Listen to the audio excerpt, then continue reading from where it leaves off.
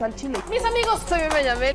Bienvenidos a su chile favorito. Aquí las noticias o te enchilan o te dejan picado. Mi querido Álvaro, qué gusto como siempre tenerte por acá. ¿Cómo estás? Hola, Meme, ¿qué tal? Buenas noches, ¿cómo estás? Muy bien, ¿y tú? También, todo bien, hasta ahora. Hasta este momento, eso es todo. Oye, mi querido Sí, sí, Álvaro, sí. mira, ¿qué opinas de la marcha del domingo? O sea, empecemos por eso. Ya es la segunda marcha. Y te lo pregunto como un profesional de las elecciones, como alguien que estuvo dentro del sistema electoral, como alguien que ha escrito sobre el sistema electoral, como alguien que sabe lo que está pasando, que lo conoce a profundidad, que no es nada más alguien que tiene una opinión, sino que conoces las fallas y los aciertos del sistema electoral mexicano. ¿Qué opinas de esta marcha? Hay muchos que dicen es un intento desesperado por mantener privilegios y la otra parte es, estamos defendiendo la democracia porque está en peligro, porque Morena, con las reformas que está haciendo de alguna manera, no sé cómo pasa la transición, la neta no lo entiendo, quiere hacer estos cambios para que otra vez sean elecciones de Estado y robarse las elecciones del 2024.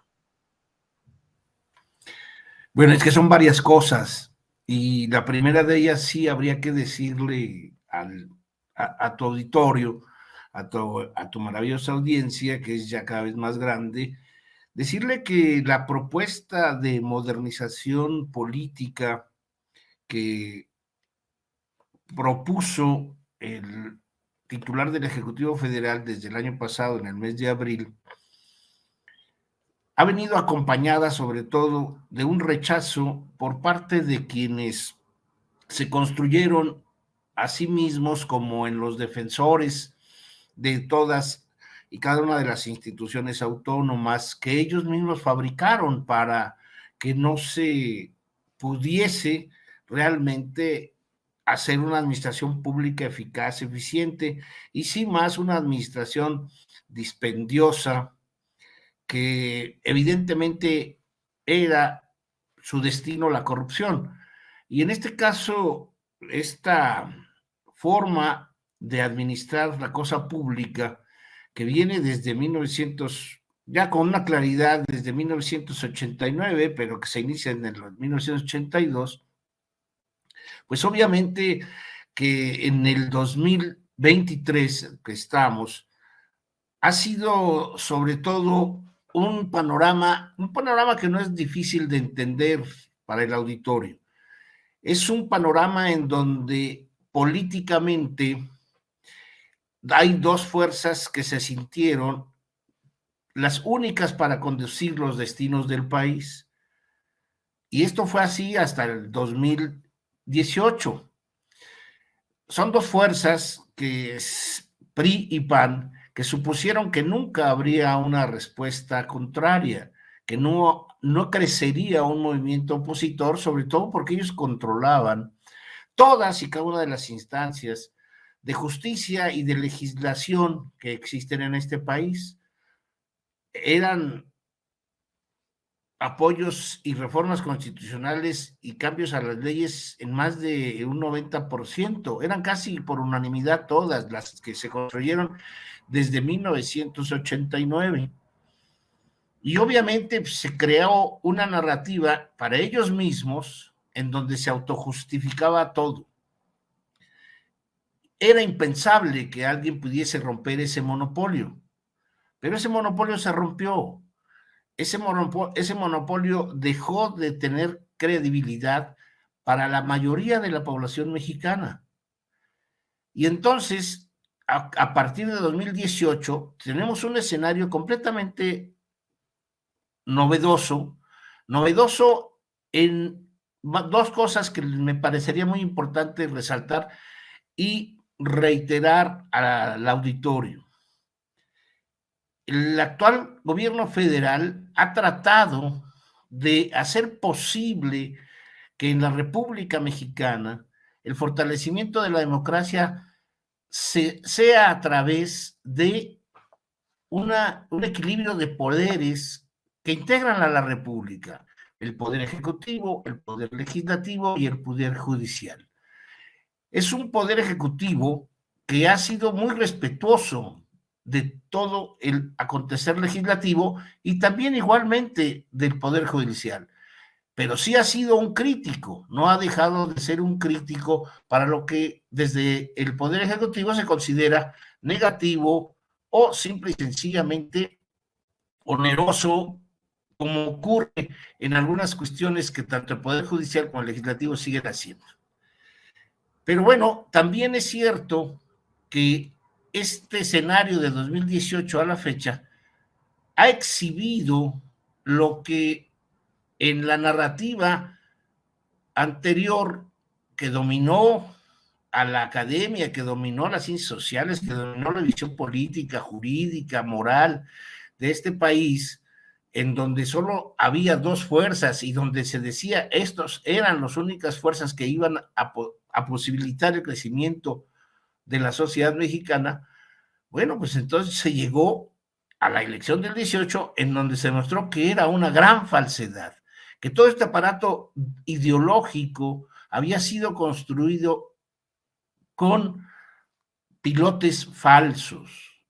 Y de ahí, pues, que si me preguntas directamente sobre lo que el domingo se convoca una marcha, una segunda marcha que supuestamente está abanderada por los defensores de lo que ellos consideran suyo, un patrimonio privado, ¿sí? El Instituto Nacional Electoral, un instituto que es un organismo del Estado mexicano, que no le pertenece a ningún grupo de presión, ni político, ni partidista.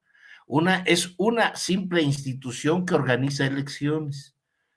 Pero es de ahí que sus integrantes más conspicuos y sobre todo los que lideran al interior del Consejo General del INE, esta avalancha de mentiras en donde insisten en una narrativa de que se está pretendiendo acabar con el instituto y de que no hay posibilidad de que su voto se respete en las próximas elecciones, pues lo único que está haciendo es sobre todo fortalecer esta imagen que tenemos algunos de que el régimen que muchos observamos desde 1982, ¿sí?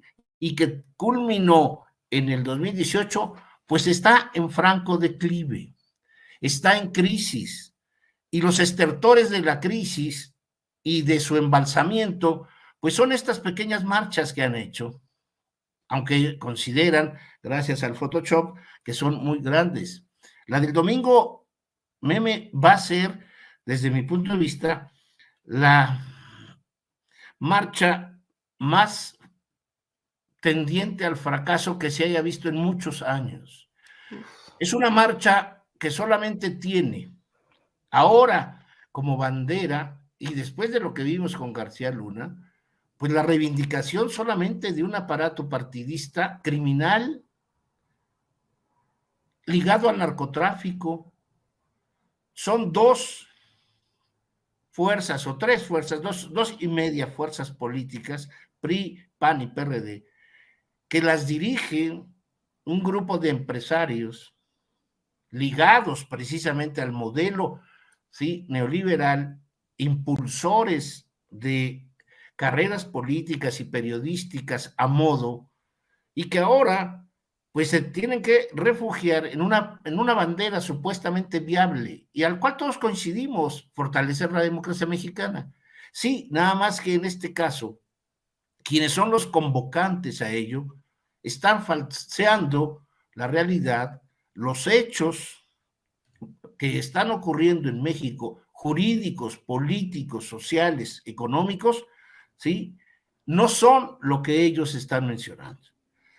La reforma legal, en este caso, que ya se aprobó finalmente ayer por el Senado de la República y anteriormente por la Cámara de Diputados, pues es una reforma legal que fue cuidadosamente elaborada precisamente porque ya esa organización, ese trío en la Cámara, en el Congreso, se había opuesto a una reforma constitucional fuerte, sólida, viva, modernizadora.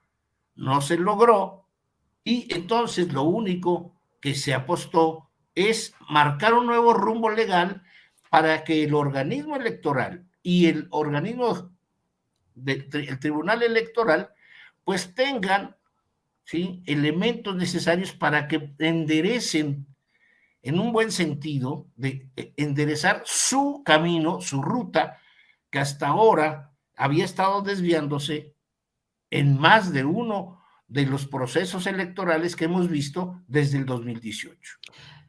Álvaro, si me permites, quiero poner un video de Lorenzo Córdoba porque hoy hubo una cierta conferencia o foro, algo así, en donde justo el objetivo pues era presentar los argumentos por los que, según Lorenzo Córdoba, Ciro Murayama, Goldenberg y todos ellos, esta es una reforma peligrosa. Particularmente este video creo que retrata su versión y aquí es justo donde me gustaría que después de escucharlo me ayudes a decir qué de esto es cierto, qué no es cierto, porque es justo la esencia de lo que la gente quiere saber. De todo el ruido que le están metiendo, todo el dinero que le están metiendo, creo que esto es lo esencial que ellos están queriendo difundir. Vamos a verlo.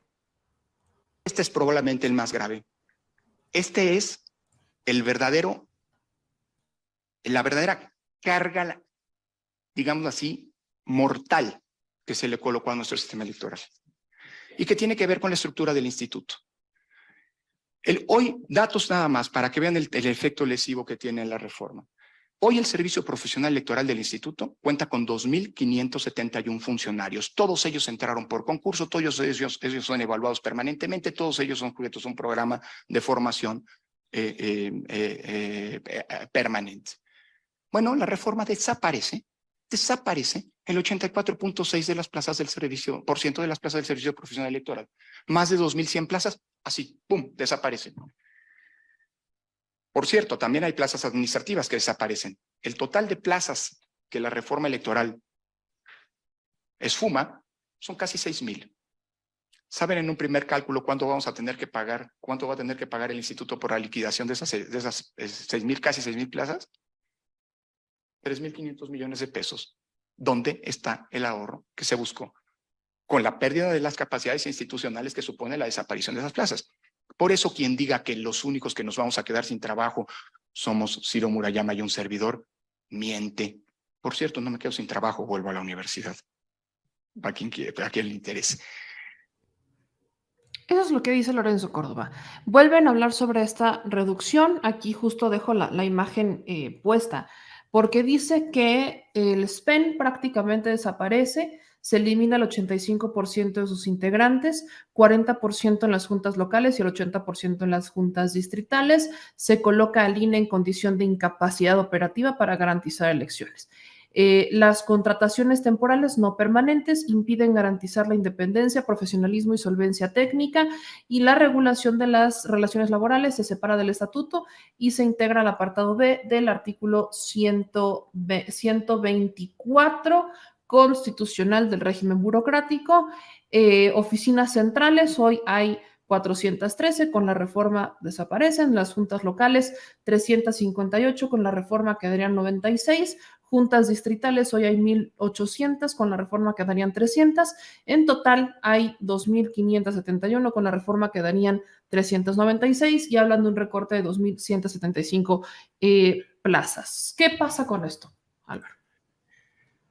Mira, exactamente creo que están muy infladas los datos que proporciona el presidente que sale del instituto.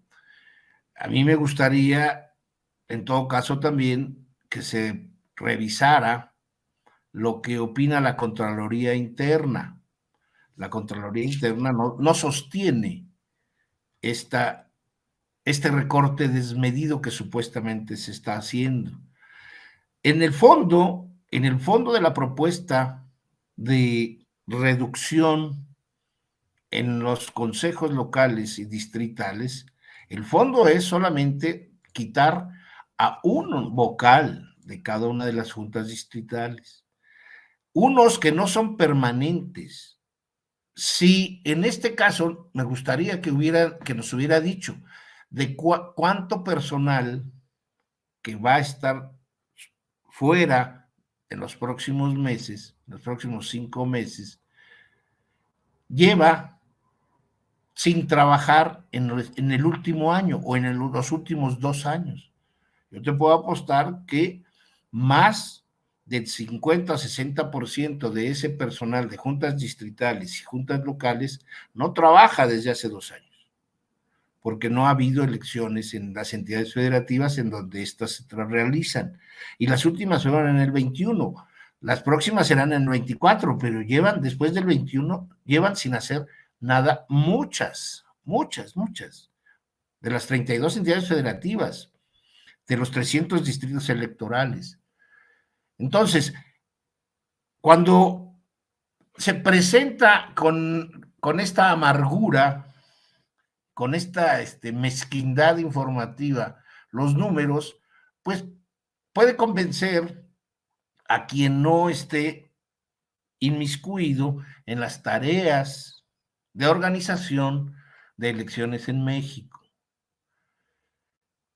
Lo que debiese presentar el doctor Córdoba, que pronto se integrará, como dice, a la UNAM, no sé por qué, sería un acto de ilegalidad, pero debiese él mismo presentarnos qué número de personal estaba adscrito a las oficinas centrales, a las juntas locales y a las juntas distritales, ¿sí?, en el año 2000 o en el año 2014, cuando él inicia su periodo. Y veríamos que en el siglo XXI, en los últimos 22 años, 23, 22, pues, el crecimiento de la burocracia del instituto es descomunal,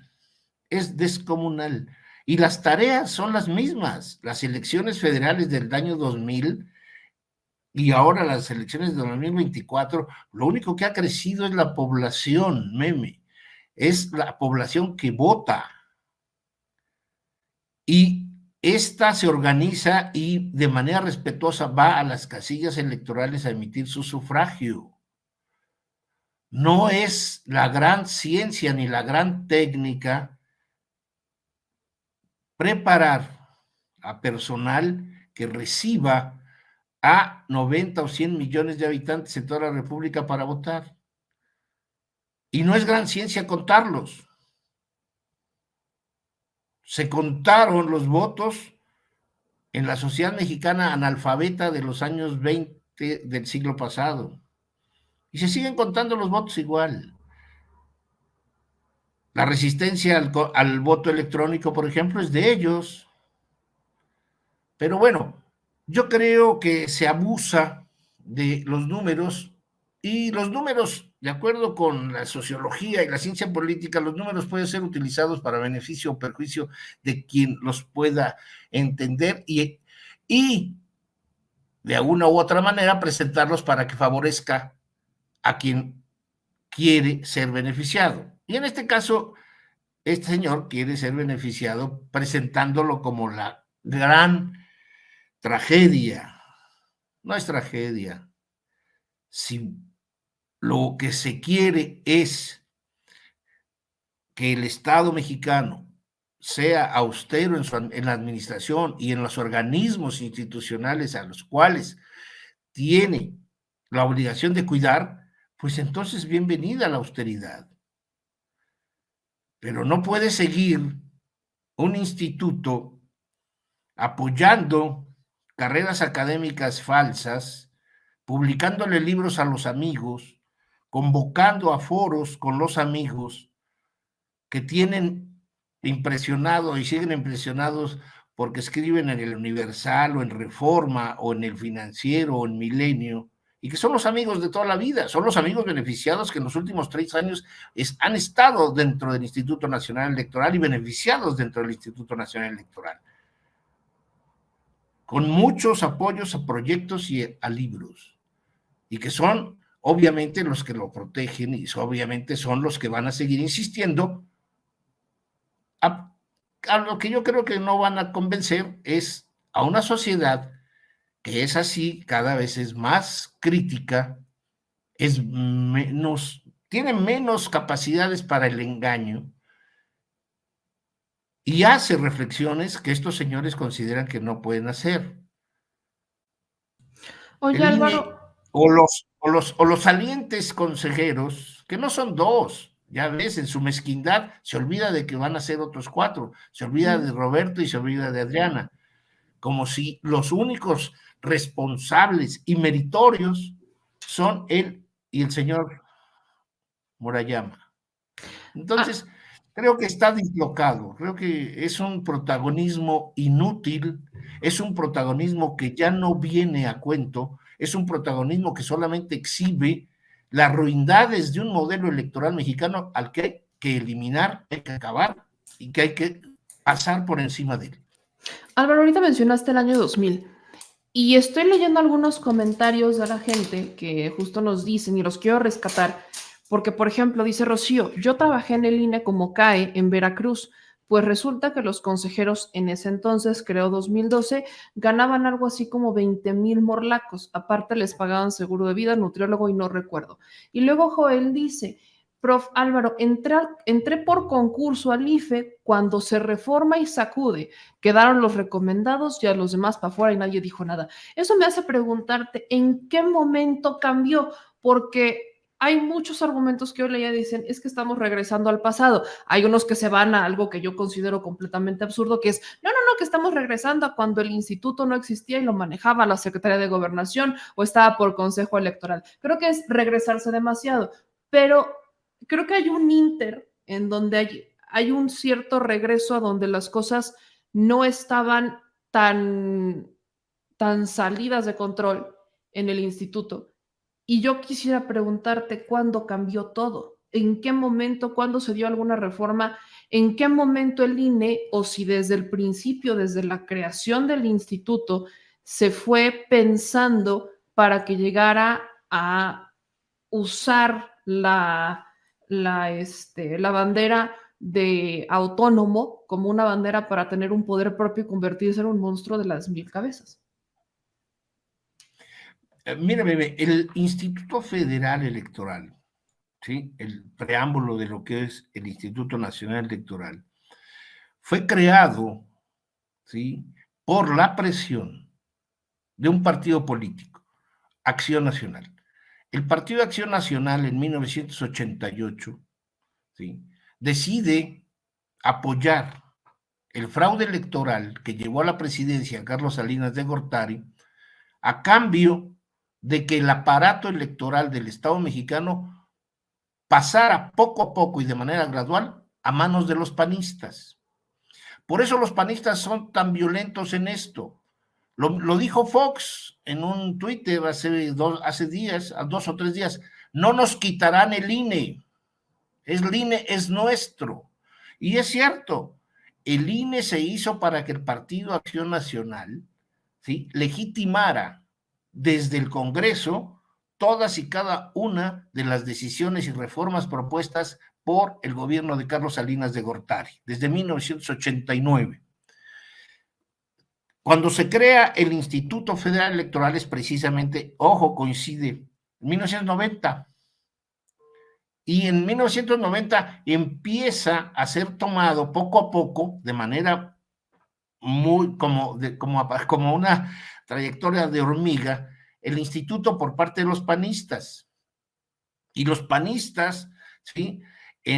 Bueno, y esto meme va acompañado de lo siguiente. La disección, la estructura del instituto está hecha para ser controlado por las fuerzas partidistas, que son PRI y PAN. Y entonces el PRI y PAN son los que van a definir desde 1990 la característica, la imagen, la forma, la estructura del Instituto Federal y después del Instituto Nacional Electoral. Han pasado por el Instituto Federal y por el Instituto Nacional personajes y académicos serios mexicanos respetables, ¿sí?, abogados o sociólogos o politólogos que sin duda alguna confiaron en que les era reconocido su prestigio para estar allí.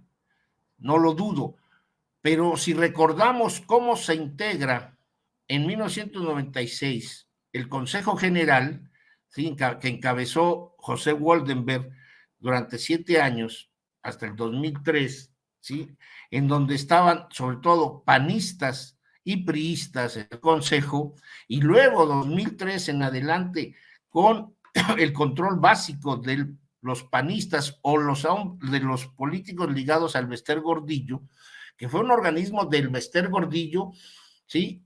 Y del PRI, obviamente con el PAN impulsando las carreras de Ugalde, etcétera, y luego de Leonardo Valdés, y así la llegada de Lorenzo Córdoba, que supuestamente llega por recomendación, por imagen de izquierda del padre, pero sobre todo del PRD. Entonces, tenemos que la confección desde el inicio, cuando se hace por partidos políticos, que son los partidos políticos los que tienen el control a través de los consejeros electorales, sus consejeros electorales, ¿sí? Son nombrados por los partidos políticos, y entonces ahí está una el gran error fue no haber depurado los mecanismos ciudadanos que lograron que en 1994, cuando menos del 94-96, se instalara un Consejo General en donde eran casi todos respetables y tenían una trayectoria académica y profesional digna. Después se acabó. El PRI pierde las elecciones en el 2000. El PAN gana y controla el poder público hasta el 2012. Y es ahí donde el pastel se reparten entre los dos. Sobre todo el pastel de la República Federal. Las entidades federativas se convirtieron en el botín electoral de estas dos fuerzas políticas, y los consejos o los institutos, consejos de cada instituto electoral de la República Mexicana estuvieron, y muchos de ellos siguen estando en manos de esas dos fuerzas políticas.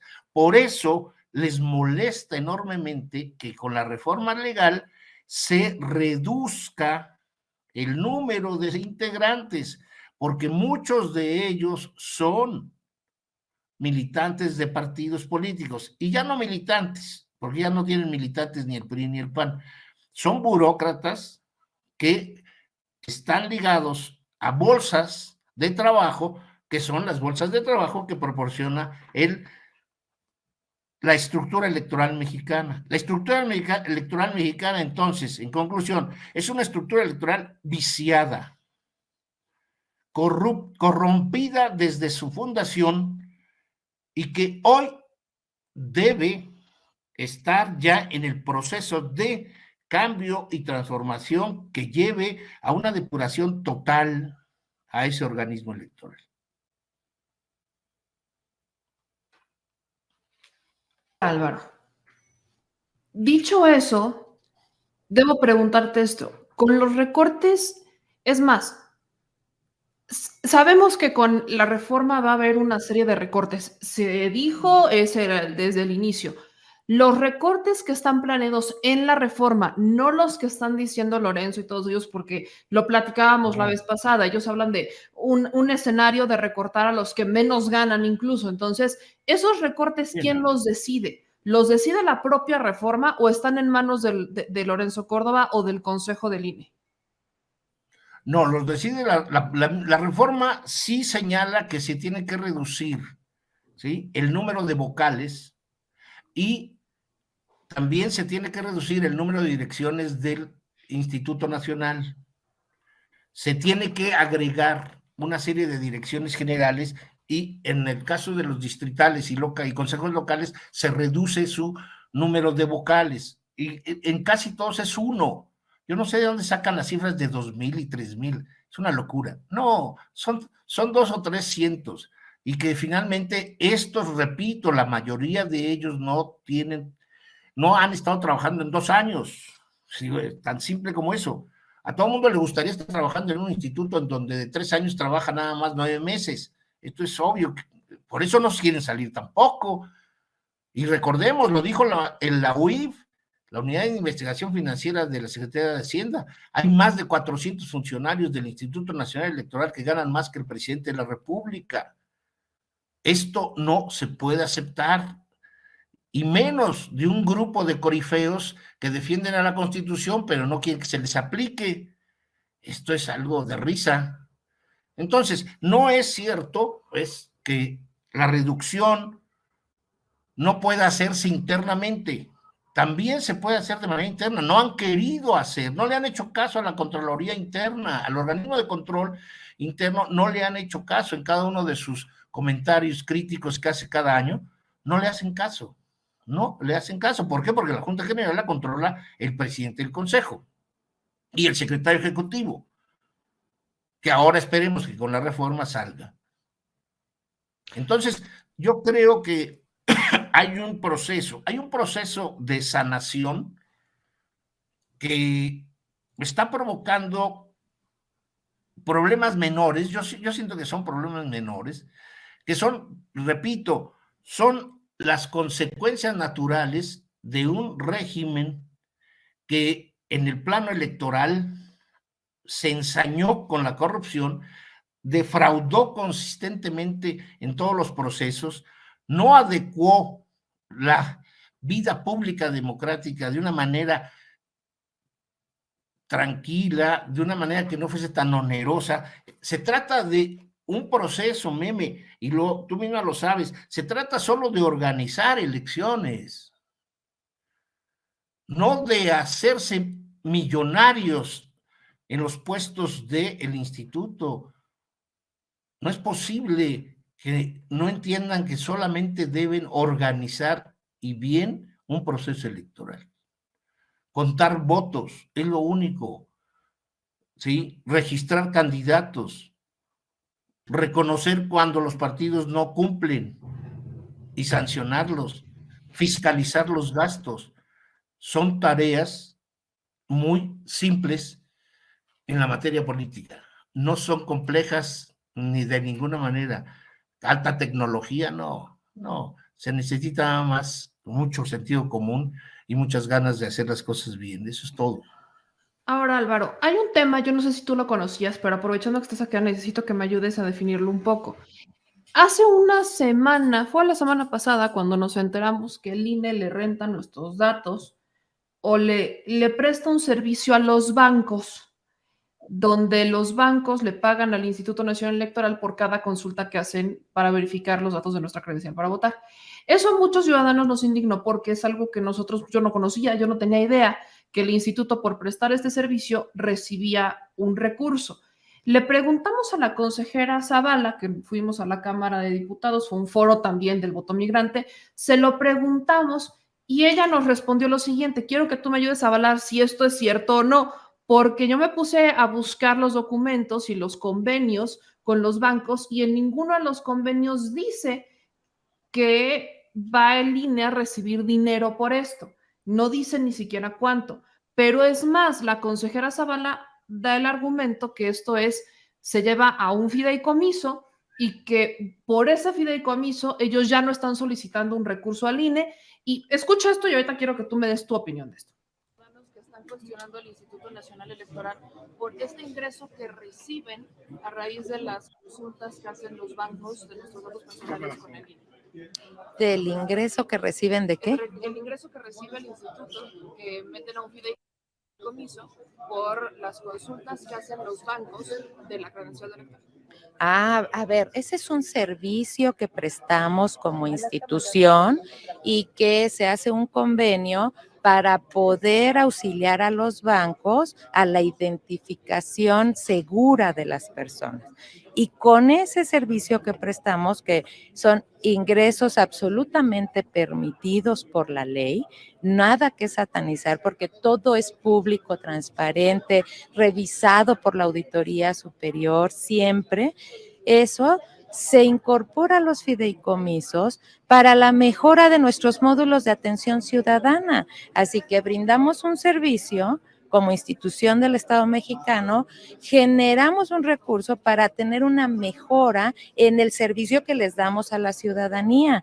Y esa mejora se ve claramente reflejada en un beneficio para la ciudadanía. Nosotros acordémonos que trabajamos para la ciudadanía y es una forma de quitar presión de gasto al dinero público, a llegarnos de recursos para seguir garantizando los derechos. O sea, no se piden más recursos para esa mejora. Así es, ¿no?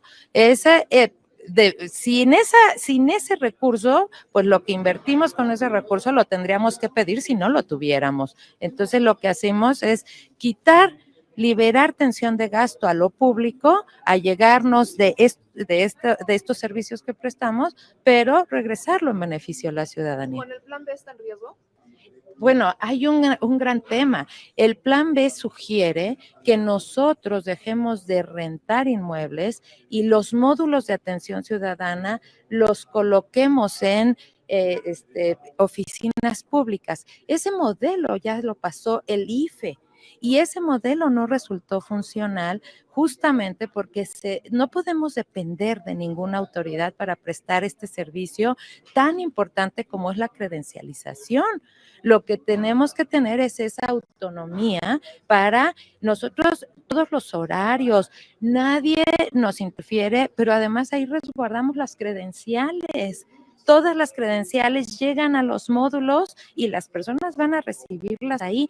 Por eso no debe de haber ninguna línea de dependencia. Eso de tratar de ahorrar en lo que da seguridad a los derechos, me parece que resulta incorrecto. Hasta ahí te la dejo porque prácticamente ese es el byte.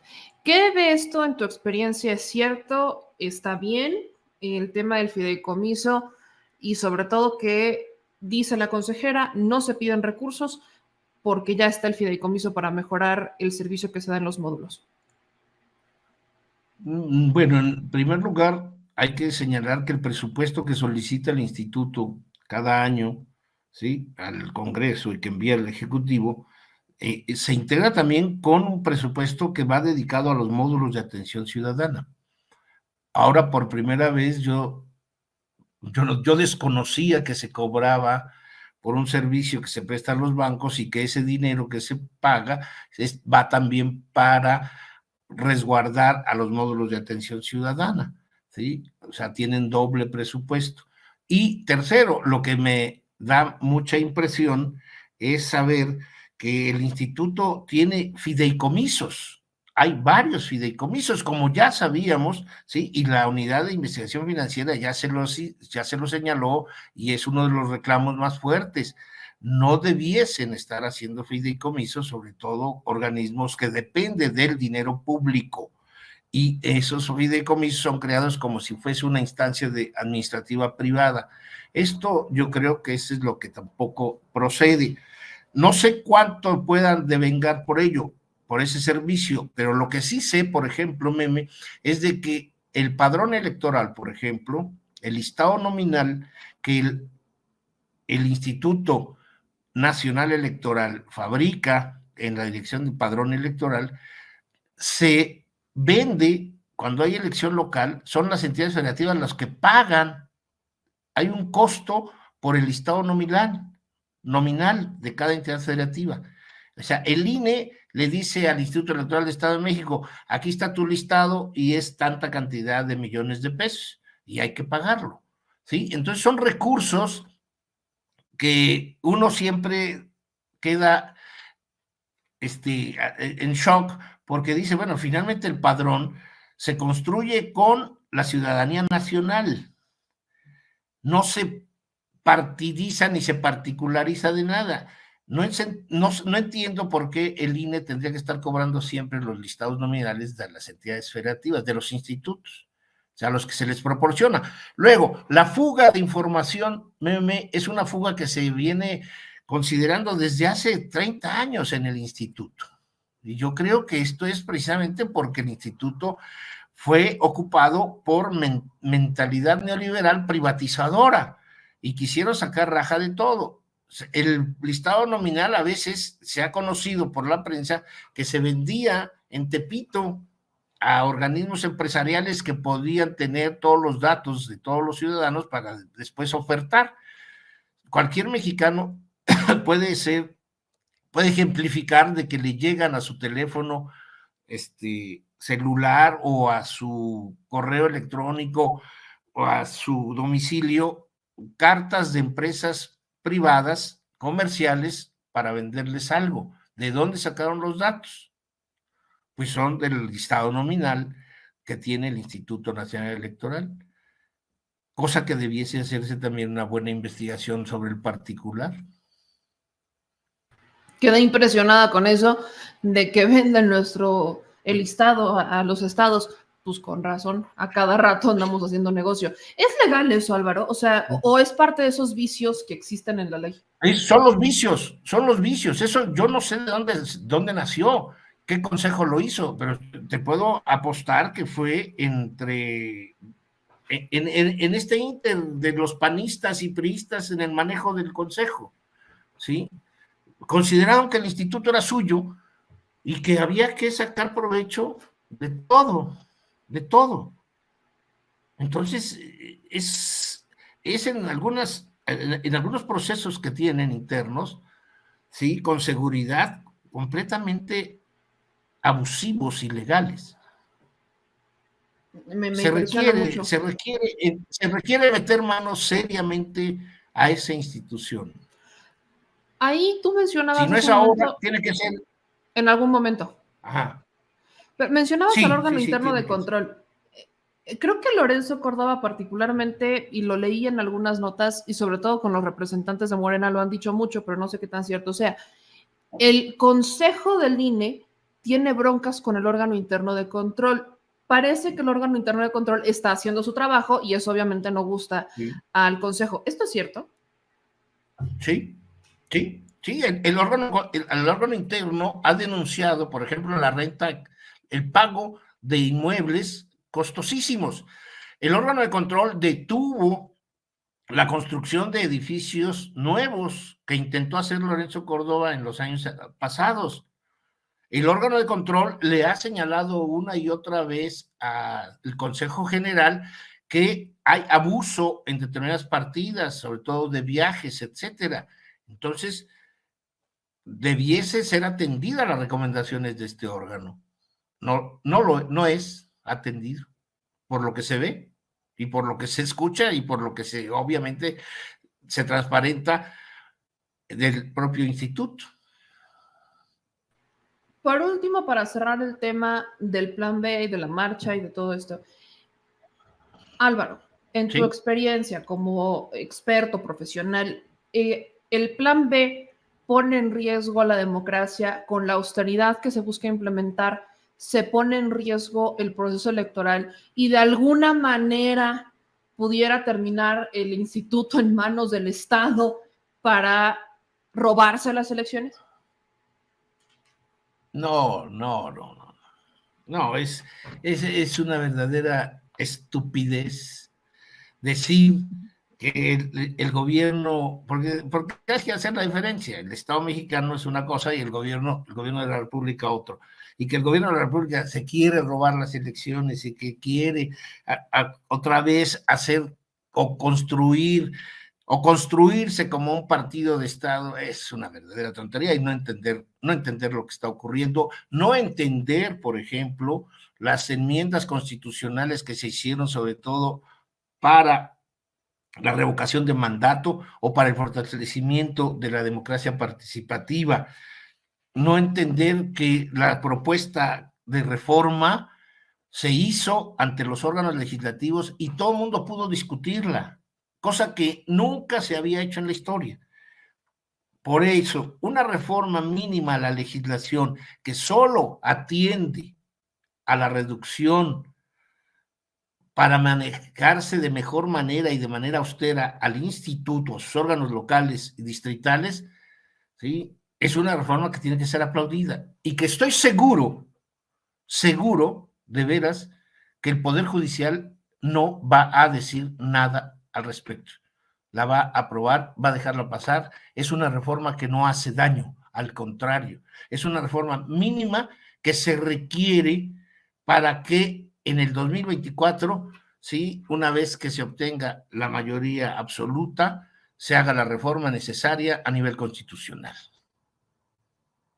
Entonces, todos tranquilos, yo creo que la audiencia está tranquila, pero por si ahí había alguien más que nos van a robar no hay manera. Incluso técnicamente, ya en el peor de los casos, mi querido Álvaro, ¿existe una manera en la que el gobierno pudiera robarse algún proceso electoral a través del instituto con estos cambios? No, la única manera que se puede robar una elección, Meme, es con dinero público. Es comprando conciencias, comprando el voto, como lo hizo el PRI durante toda su vida y como lo hizo el PAN y lo sigue haciendo el PAN y el PRI, comprando conciencias. El Estado mexicano, ahora sí, el Estado mexicano después del 18 no ha intervenido. No hay una sola factura que ilustre que el gobierno federal ha intervenido en procesos electorales. Ni en el 19, ni 20, ni 21, ni 22 metió las manos. No hay gobernadores que hayan aparecido del 18 para acá que hayan hecho posible que se haya procedido de manera ilegal, ¿sí?, a recoger votaciones o a invitar a la gente a que fuese a votar. No hay testimonios documentales, ni grabados, nada, no existe nada que nos diga que este gobierno está comportándose como antaño. No, de ninguna manera. No hay. En el futuro, Y la gobiernos fiscalía futuros. y la fiscalía. No, yo creo que tampoco. Yo creo que el camino de México está precisamente enganchado hacia modernizarlo. ¿Sí? Yo veo en el futuro un instituto reducido en sus números de integrantes, de todo el aparato burocrático. Un organismo que organice elecciones en todo el país y que resuelva y que haga elecciones en 4 semanas. No se requieren más de 4 semanas o 6 semanas para hacer una elección presidencial o una elección de gobernador. Tiene que reducirse todo, los costos, los tiempos. Es mentira que no se pueda en un mes hacer una elección de gobernador. Se hace y se organiza todo y se capacita a la gente para que en un mes todo funcione perfectamente y la gente vote y se le proteja y su voto sea libre y secreto. Todo esto se puede hacer y yo creo que hacia allá vamos, además eso es lo que tenemos que construir y más ahora pensando que las tecnologías ayudan en muchos sentidos, ¿no? El voto electrónico va a ayudar enormemente una vez que se apruebe a que se aplique de manera nacional y no nada más en determinados municipios. Esto ya está aprobado, ya hasta el cansancio se ha sabido, pero bueno, ¿cuál es la resistencia al voto electrónico? Los partidos políticos, porque saben que los partidos políticos que en el voto electrónico no pueden hacer fraude. ¿Es más complicado? Y sí lo pueden hacer en el histórico, ¿sí?, modelo electoral de participación, sí se hace fraude. Pero lo que sí tenemos es un escenario que obviamente va a ser competido, pero donde, a propósito de lo que viene en el Estado de México, por ejemplo, bueno, pues es una realidad apabullante que en los últimos 6 años, ¿sí?, se ha demostrado que el ganador de las elecciones de junio del 23 en el Estado de México, pues será una fuerza y una coalición partidaria que desde el 15 está demostrando una presencia, sobre todo del 17, perdón, ¿sí? Recuerda, en el Estado de México, Morena solamente tenía un municipio de los 125. Uno. Tenía Texcoco. En 2017, con elecciones de gobernador. Y con un solo municipio en su poder, ganó la elección. Delfina Gómez le ganó la elección a Alfredo del Mazo, candidato del PRI. Que la coalición PRI, Partido Verde, Nueva Alianza y Partido Encuentro Social le haya derrotado por escasos 100,000 votos es otra cosa. Pero partido a partido, Morena ganó en el 17 al PRI. Y ahora en el 23, pues va a arrasar, ¿no? Ya que me tocaste ese vals, te lo tengo que preguntar. Sí. Estás dando este panorama y perdón que te interrumpa, pero ¿Morena se puede confiar con las encuestas? Porque tú sabes más de eso que yo, es tu área de experiencia que te lo sabes al derecho y al revés, el Estado de México. Tengo entendido que en encuestas Peña Nieto tampoco iba muy alto al inicio y terminó ganando. Entonces, en este momento te pregunto, el hecho de que Delfina esté arriba en las encuestas nos está dando el pie para entender que sí puede ganar Morena en el Estado de México. A ver, primero te respondo a la provocación de Peña Nieto.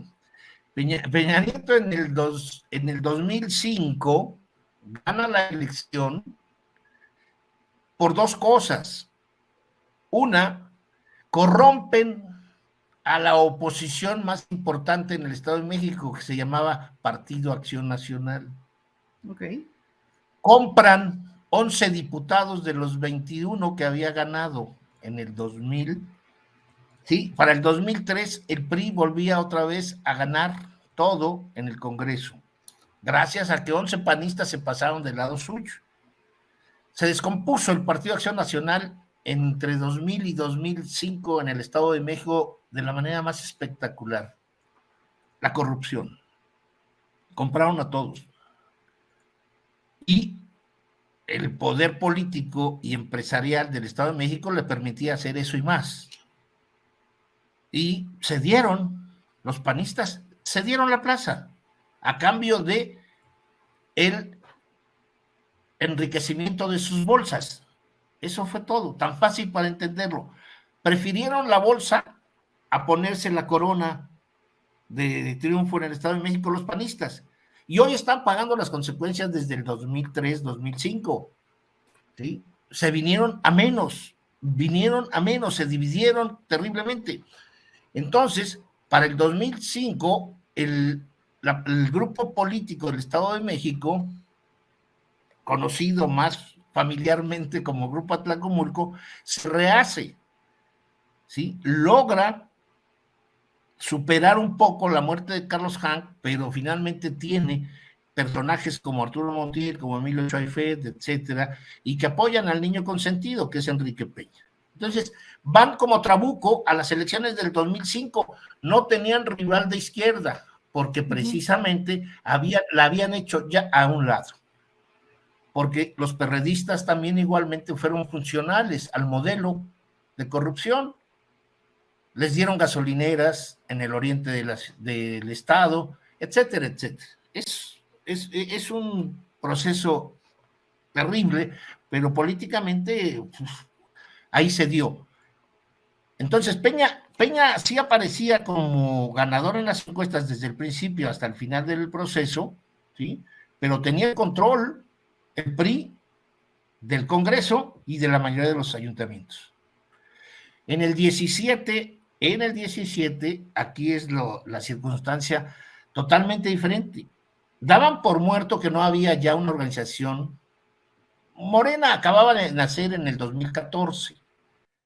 Morena nació en el 2014. Se presenta en el 2015 a nivel federal, pero a nivel local por primera vez lo hace en 2017. Y en 2017, pues, perdón, en el 15 ganó el municipio de Texcoco. Tenía nada más a Texcoco, pero con eso le bastó para levantar una campaña increíble de la maestra Gómez, también que fue su candidata en el 17, y venció, como partido, venció al Partido Revolucionario Institucional y a su candidato, repito, en el 17. Ojo, ¿por qué las encuestas ahora dicen que está arriba Delfina? Pues porque no pueden tampoco engañarse los adversarios. Mírame, por ejemplo, te voy a decir una cosa. En el Estado de México hay 11 municipios que reunidos, estos 11 equivalen al 50% de la población total del Estado de México. De los 125 municipios, 11 son 50% de población. En las últimas elecciones municipales de hace 2 años, del 21, 5 de ellos, que son Tultitlán, Iztapaluca, Tecámac, Chimalhuacán, perdón, Atizapán, Bautitlán, Tlanepantla, Naucalpan y Toluca quedaron en manos de la alianza PAN-PRI-PRD. Y 6 de los mismos, que son Tultitlán, Iztapaluca, Tecámac, Chimalhuacán, Nezahualcóyotl y Ecatepec de Morelos, están en manos de Morena. Esto representa el 60% de la población de estos 11 municipios. Ergo, si tú ganaste en el 17 con un solo municipio de Texcoco la elección, ahora tienes el control de los ayuntamientos más poblados. Tienes también la fuerza que te da ser la mayoría del Congreso local. Además, cuentas con un presidente de la República que no tenían, o sea, en cuanto a imagen política.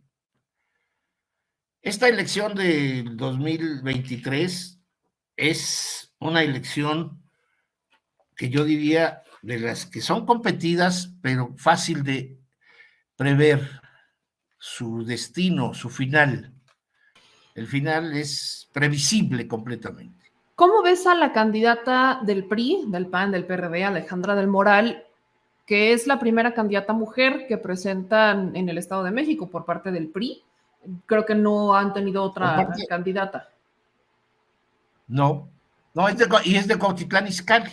Y fíjense que trae señalamientos importantes. ¿Cómo ves el perfil de ella siendo un estado que ha sido gobernado por el PRI durante tantos años, que mantiene yo siempre hablo de las tradiciones del PRI que en muchos estados se terminaron corrompiendo, pero que en el Estado de México algunas se mantienen intactas, como que ahí siguen todo lo que es el priismo por el libro, ¿no? O sea, casi el gobernador tiene que elegir al siguiente candidato, tiene que estar vinculado cercano a los programas sociales, o sea, como que siempre hay una tradición importante, ahí son fieles a los usos y costumbres priistas en el Estado de México. Entonces, ¿cómo ves a Alejandra del Moral, que cumple con algunos de estos, pero que ya se le acusó y se le comprobó? Al menos yo aquí puse el video de acarreados, incluso acarrearon hasta chavitos de escuelas de bachillerato que ni votan todavía, algunos los acarrearon a los eventos. O sea, hay una desesperación en el PRI, la candidata no es tan fuerte como la pensaron. No, yo creo que no hay desesperación. Yo creo que conociendo a la clase política del Estado de México priista, simplemente yo creo que es apechugar con lo que tienen. Y lo poco que consigan, ¿sí? Es para salvarse de manera particular cada uno de ellos. Es un prismo que ha venido baja de una forma muy rápida, Meme. Muchos de los priistas profesionales, cuadros muy importantes de hace 20, 25 años, pues están como notarios públicos, otros están en sus casas, algunos no tienen una imagen muy positiva como para deambular y estar apoyándola constantemente a esta mujer, y pues está más bien en la soledad, ¿no? Es si me permites el símil, con todo respeto, es la Josefina Vázquez Mota de la elección del 12, ¿no? O sea, es algo que no tiene una fuerza. Ella es de Cuautitlán Izcalli, más o menos se ha querido pensar que la clase política mexiquense no ha concedido nada, ni un espacio de poder a los políticos del Valle de México. El único que la tuvo un poco pues, fue el anterior gobernador, Erubiel Ávila, que era precisamente de Ecatepec. Y ahora ella de Cuautitlán es un poco pues el guiño al Valle de México, porque saben los priistas del Estado de México que los votos son del Valle de México. Los votos no están en el Valle de Toluca. Son muy pocos los votos que se pueden reunir de la parte del Valle de Toluca. La votación mayoritaria está en el Valle de México. Y en el Valle de México, desde hace ya más de 20 años, quien domina, quien prevalece en el oriente es el centro izquierda. Entonces, no creo, no le veo posibilidades, independientemente de que sea una profesional de la administración pública, de su partido, pero no, yo creo que no es una candidata que tenga la fuerza de antaño, ¿sí? De tantos gobernadores que recordemos, el Estado de México dio 2 presidentes de la República, varios secretarios de Estado, rectores, y bueno, son los últimos 12 años al menos, o decir desde que salió Peña Nieto, pues ya el Estado de México ya no produce los políticos de antaño, son de menor nivel, y yo creo que en ese menor nivel se quedará un buen rato. Entonces, mi querido Álvaro, tu diagnóstico para la maestra Delfina, tu diagnóstico para el Estado de México y el rol de la figura de Juan Cepeda, ¿juega algo? No, nada, no. Mira, yo creo que si hacen bien las cosas, porque son expertos los que están atrás de Delfina Gómez, va a alcanzar por primera vez en la historia un candidato a la gobernatura los 3 millones de votos. O sea, hasta ahora no se han rebasado nunca en la historia más de 2 millones. ¿Siendo el estado donde más pueden votar? Sí, no, nunca han rebasado 2 millones, el triunfador. O sea, esta pudiera ser una elección ahora, fuerte. Sí, yo creo que no, porque va a ganar con 3 millones y Alejandra del Moral mucho, si bien le va, pues yo creo que tendrá 1 millón, 1,5 millones, pero la diferencia va a ser 2-1. Ok. Mínimo, pero yo creo que la maestra Gómez va a llegar a niveles de 60-70%. Oye, ¿y a qué se debe de la tanto votación total. Que no voten tantos? Porque el Estado de México siempre se habla que es la elección más grande, donde más habitantes hay, donde más se puede votar. ¿Hay un motivo en particular por el que no se vote de una forma más impresionante en el Estado de México? ¿O es generalizado en todo México? Bueno, esto es en general todo el país, ¿no? O sea, las votaciones en el Estado de México siempre oscilan entre el 50 y 60%. Pero, a diferencia de otras décadas, en donde un partido ganaba hasta el 90%, 80, 70, ¿no? Recuerda que el Estado de México es uno de los ejemplos característicos de las elecciones mexicanas de todas las entidades. Hasta la década de los años 90, el PRI no tenía rival, más que en las capital, nada más en Toluca. En todos los demás ayuntamientos no tenía rival, arrasaba.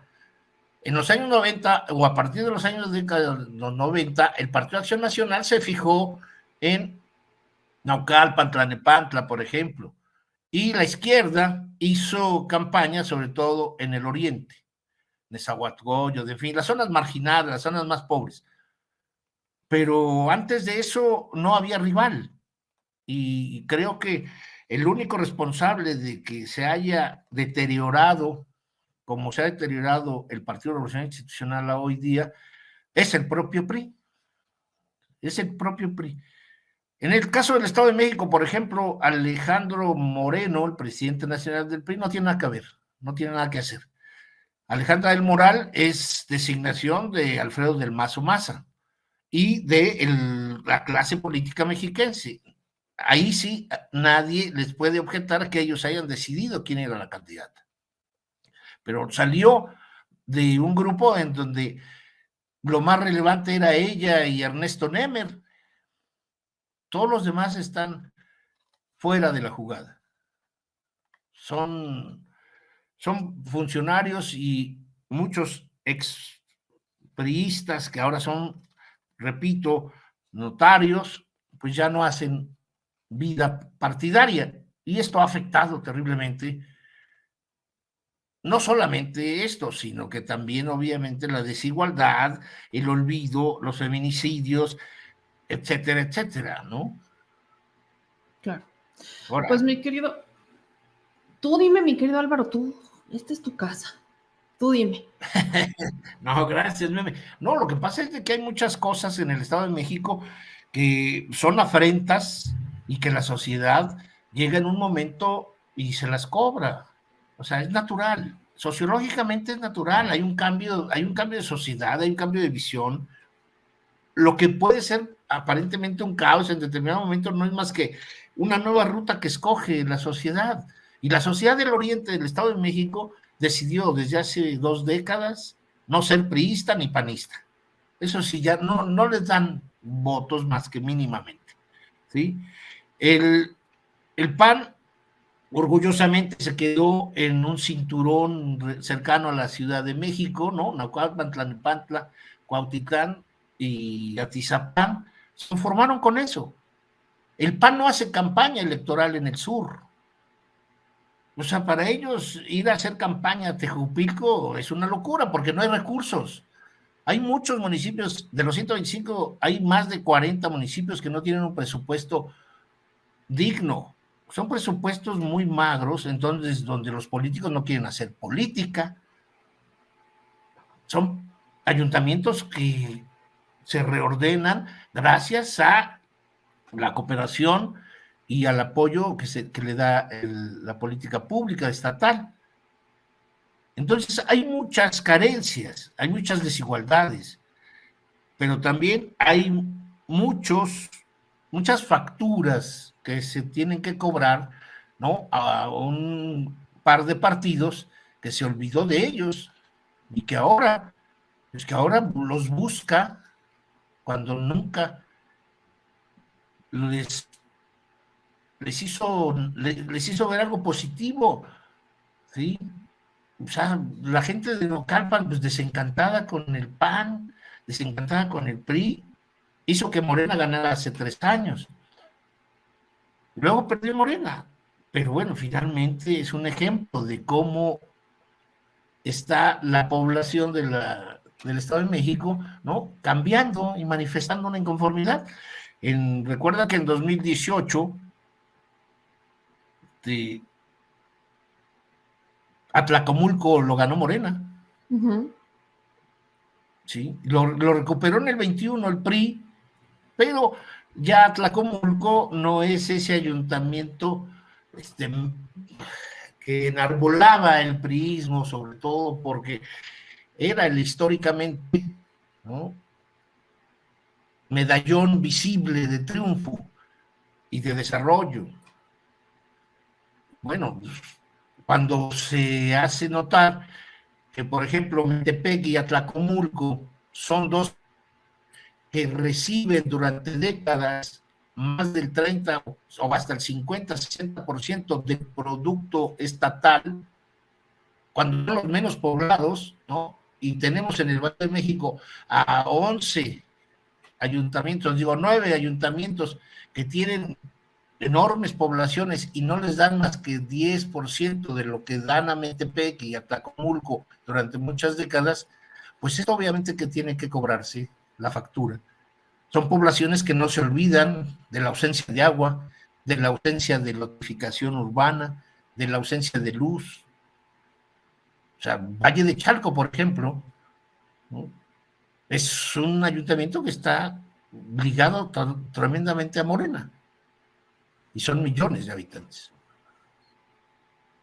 Pues se vienen unas elecciones importantes y creo que un movimiento importante, ¿no? Muy importante sobre todo porque en este caso son 12, 13 millones de habitantes que con credencial de elector que definirán también el 24. ¿Del Estado de México se define el 24? Sí. No, bueno, no, el 24 no se define solo con el Estado de México. Pero si tú tienes 23, 24 gobiernos estatales para el 24, pues nadie te puede ganar. Nadie. Y no son elecciones de Estado, son elecciones naturales, normales, porque están viendo, sobre todo, imagínate tú que la gente de Quintana Roo vaya a votar en contra de lo que representa su gobernadora. Tamaulipas. Y así muchos. Entonces, creo que la esperanza que tienen algunos que van a desfilar el domingo y ir al Zócalo, de ver el fracaso de un gobierno federal, pues se van a tener que esperar un rato más. Mucho más. Mucho más, yo también espero eso. Mi querido Álvaro, siempre es un gusto y un placer platicar contigo, porque siempre dejamos a la audiencia esperando más. Así que te mando un abrazo muy fuerte y nos vemos próximamente acá para seguir platicando. Órale, yo puesto. Cuídate mucho, mi Gracias, querido Álvaro, Memo. descansa. Igual, saludos.